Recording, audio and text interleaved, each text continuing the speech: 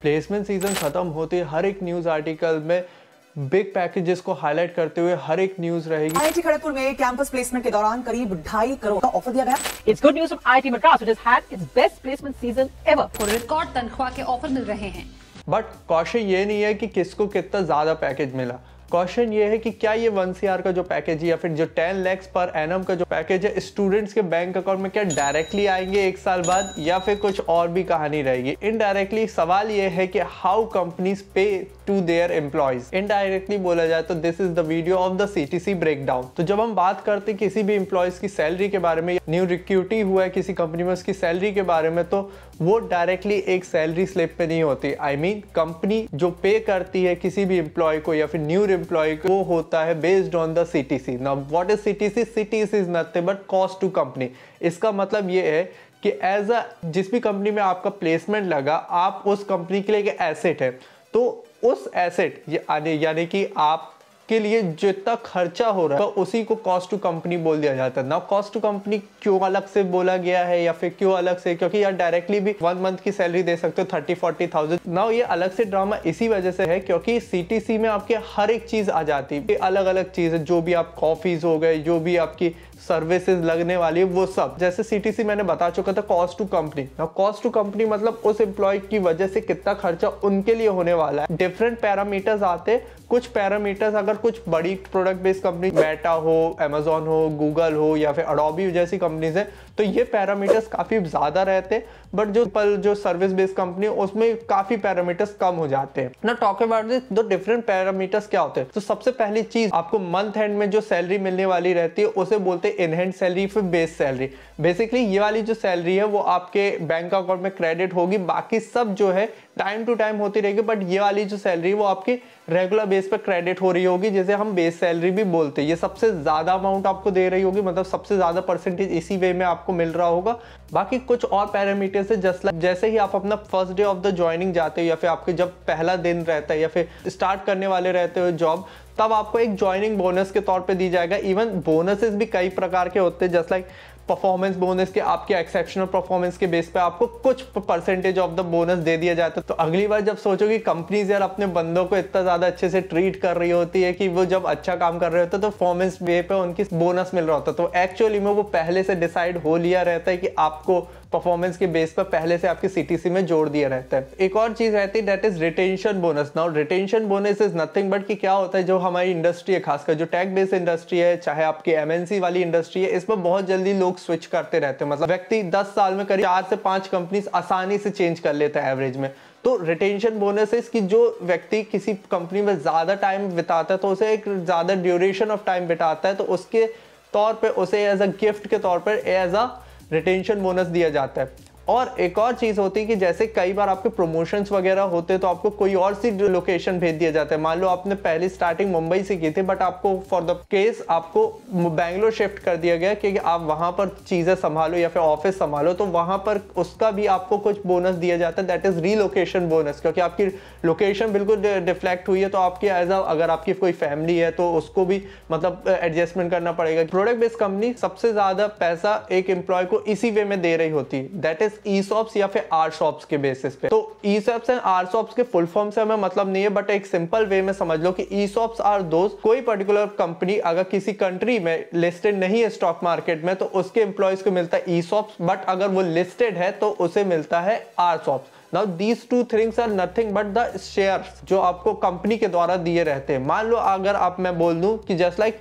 Mama's अर्थ जो है, mama's अर्थ जो प्रोडक्ट्स बनाती है, स्किन केयर प्रोडक्ट्स बनाती है, वो आपको RSOPs दे रही होती है क्योंकि वो स्टॉक मार्केट में रिसेंटली लिस्टेड हुई है। बट बोर्ड जो कंपनी है वो आपको ESOPs दे रही होती है बिकॉज अभी तक वो स्टॉक मार्केट में लिस्टेड नहीं है। तो इस तरह से कंपनीज आपको जो शेयर्स है वो भी प्रदान कर रही होती है उसी CTC के through. Now there are some other things just like आपको ट्रैवल एक्सपेंस दिया जाता है कि आप अगर कहीं जाते हो तो उसके बेसिस पे कि आपको हॉलीडेज वगैरह का भी एक्सपेंडिचर के तौर पे उस CTC में इंक्लूड किया जाता है। इवन ऑफिस घर तक के जाने का भी जो खर्चा है वो कंपनी देख रही होती है। हर कोई कंपनी नहीं देखती, but some of most of the companies जो बड़ी कंपनीज हो जाती है वो इस चीज को भी फिगर आउट करके दे रही होती है। पीएफ जो है वो कंपलसरी एक कंपनी दे रही होती है, दैट इज प्रोविडेंट फंड। जैसे कि आप कभी रिटायर होते हो उस कंपनी तो आपको एक बल्क में अमाउंट मिल रहा होता है। इसमें मतलब ऐसा रहता है कोई भी एम्प्लॉय है तो वो उसको एक सर्टेन अमाउंट उसकी सैलरी से कट होते हुए पीएफ फंड में जा रहा होता है, दैट इज प्रोविडेंट फंड में। इवन उतना ही अमाउंट आपका गवर्नमेंट भी मिला रही होती है। तो इस तरह से आपको बल्क मतलब आपका एक रिटायरमेंट प्लान बन जाए, इसलिए इस चीज को लाया गया था। नाउ अदर एक्सपेंसेस हो गए, जैसे कि आपको फूड के लिए भी मतलब पर डे का आपको फूड का भी एक्सपेंस हो रहा होता है कि आप एक मील कंपनी के खाते से खा सकते हैं। माइक्रोसॉफ्ट में कूपन वगैरह चलता है कि आप कैंटीन जाएं और वो कूपन दिखाएं और उतना आप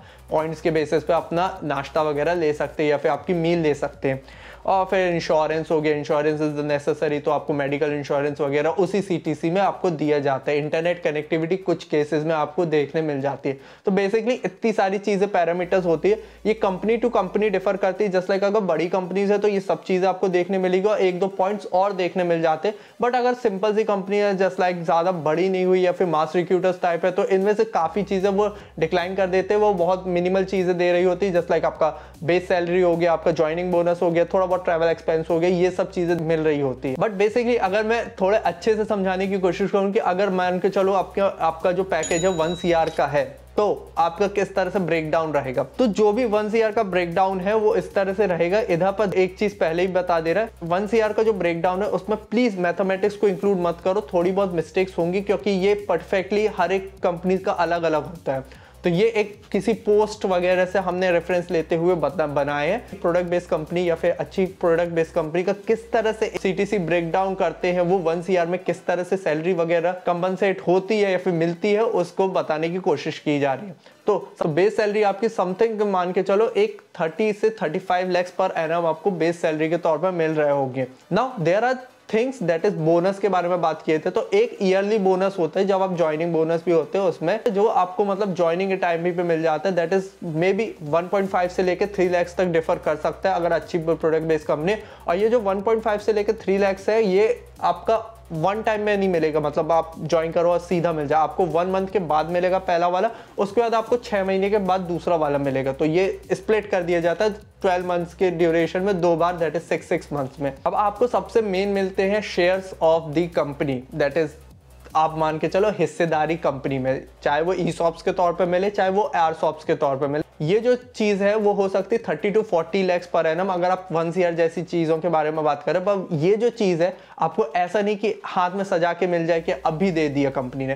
कंपनी इज वेरी शार्प क्योंकि वो जानती है कि अगर जैसे ही शेयर्स वगैरह मिल जाएंगे एम्प्लॉय छू मंतर हो जाएगा, वो स्टार्टअप वगैरह करने लगेगा। तो कंपनीज लाइक अडोबी हो गए जो कि अपने टाइम पे स्टार्टअप रहे हैं, अडोबी, माइक्रोसॉफ्ट, गूगल, उन्होंने ये सब चीजें देख चुका है तो उन्होंने इस तरह से अच्छे से एक मेंटेन वे में एक सिस्टम बनाया था। 30 से 40 लाख के जो शेयर्स है वो इस तरह से मिल रहे होंगे कि आपको 4 साल में ड्यूरेशन में बांट देते हैं। मतलब बाई चांस अगर आपने 3 साल में वो कंपनी छोड़ी तो जो 4th इंस्टॉलमेंट का शेयर है वो आपको नहीं मिल रहा होगा। अगर आपने 1 साल में छोड़ दिया तो आपको जो 3 इंस्टॉलमेंट वाले शेयर्स है वो नहीं मिल रहे होंगे। तो फॉर एग्जांपल ज्यादातर केस में ये रहता है कि आपको जो पहले साल है उसमें 1 ईयर आप अगर कंप्लीट करते हो उस कंपनी में 30 to 40 लाख का जो प्रिंसिपल अमाउंट है उसका 10% ऑफ द शेयर्स आपको मिल रहे होंगे। सेकंड ईयर में 20% मिल रहे होंगे, थर्ड ईयर में 30%, 4 ईयर में आपको 40% या फिर आपका 100% आपके अकाउंट में आ रहे होंगे वो पूरे शेयर्स। और वो आप चाहो तो पूरे मतलब ले सकते हो, बट अगर नहीं चाहते हो कि ये वाली चीजें अभी मिले आप उसे रख भी सकते हो। तो जब भी आप अगर एग्जिट लेना चाहते हो उस कंपनी से तो उस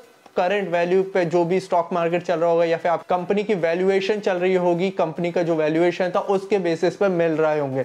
फॉर एग्जांपल जैसे ESOPs की बात करें, जो कंपनी लिस्टेड नहीं तो उनकी कैसे अपन को पता चलेगी वैल्यू क्या है, तो उनकी पता चलेगी कि जो भी उनके फंड रेजर या फिर VCs वगैरह जो आ चुके हैं उस कंपनी में, मतलब जो इन्वेस्टमेंट हुई है अदर साइड से, वो कितने वैल्यूएशन पे कर रहे हैं, मतलब उनका नेटवर्थ कितना हो गया, उस बेसिस पे आपकी जितनी भी इक्विटी बन रही होगी 1, 2, 3%, उसके बेसिस पे आपको उतने अमाउंट मिल रहेगी। तो ये हो सकता है कि अगर आपको 30 से 40 लाख पर एनम का अगर एक ESOP दिया गया है, वो हो सकता है कि आप 60 से 70 लाख में सेल करते हुए निकलो एग्जिट के तौर पे। तो इसलिए स्टॉक्स ऐसे दे दिए जाते हैं ना। दीज आर द थिंग्स जो 1 CR के पैकेज में बहुत कम वैल्यू ऐड कर रहे होते हैं। बट इंश्योरेंस इज मस्ट, तो इंश्योरेंस भी बहुत ज्यादा खर्चा कर रही होती है इन टाइप की कंपनी, दैट इज 5 लाख से लेकर 10 लाख तक आपका इंश्योरेंस के बेसिस पे दिया जाता है।